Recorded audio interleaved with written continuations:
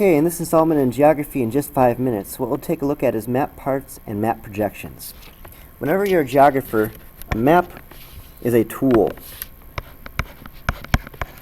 It's something that we can use to understand a place, where it is, what things are like. We can look at various characteristics, and so this tool is going to be really important. It's not just getting from point A to point B, it's understanding how people interact, how resources are, what kinds of jobs people have, and that too.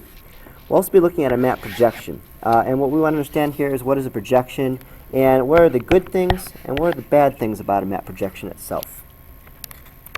So to understand the parts of a map, what I'm going to teach you is a mnemonic. A mnemonic is an easy way to remember something. And that's a real fancy word, so tuck that away in your vocabulary somewhere. The mnemonic for parts of a map are all good children know that some dogs stink.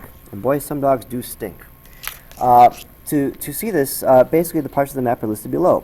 A is for author. An author is who made it. It could be an individual, it could be a company, it could be a lot of different sources. It's important to understand because we want to make sure that we're getting the right information from the right source. A grid is basically a set of lines that intersect. More commonly, we would be looking at latitude and longitude. Now, it could either be a visible thing or invisible. And in this case, I can see my lines of latitude and longitude. This is making a grid of the United States. A compass rose is going to be giving me my cardinal directions. What that means then is basically north, south, east, and west. Looking at the map of the United States, of course, I know that north is pointing up. And if you want to use another mnemonic, you can remember never eat soggy waffles. North, south, east, and west. A key or a legend is going to tell you what symbols, colors, and lines might mean.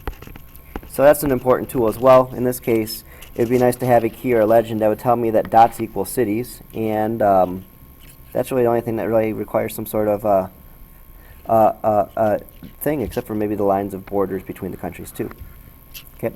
A title is going to be telling me what I'm looking at and why I'm looking at it. So in this case, I could make a title for this could be something like Major Cities of the United States. And of course, remember my English class, I need to capitalize and underline. A scale is going to talk to me about my distance. In this case, I see a scale bar. It's measured in both miles and kilometers. Of course, we in the United States use miles, but the rest of the world seems to use kilometers because it's a little bit more of an efficient system. So what I can do then is I can use this scale distance to find the distances between cities. So in this case, if I'm looking at, say, for instance, Detroit and St. Louis, it's probably a little bit more than 450 miles between the two. Date. A date's going to tell me when the map was made, and that's important because, of course, maps change over time. If I want to get to the store right now, I want a map that's current. If I want to look at how the city was maybe 50, 60, 70 years ago, today's map's not going to help me out. The last piece of information I'll have here on a map is going to be the source. The source is basically where was the information from. And that can be important too because you want to understand who gave you the information for the map and why you're using it.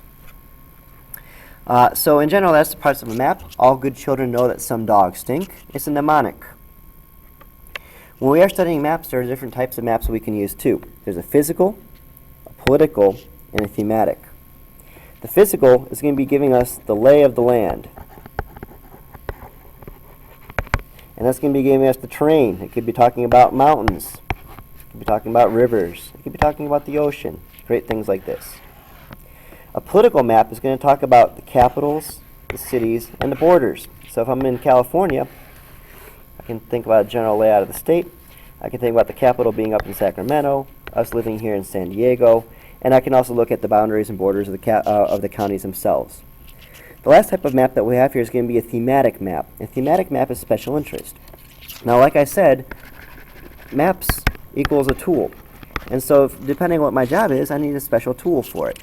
If I want to understand the kinds of things people do for a living and where they get their resources, then I want an economic activity map. If I want to understand where people are living in relation to each other, of course, that would be a population density. So the types of maps will be important because you want the right tool for the job.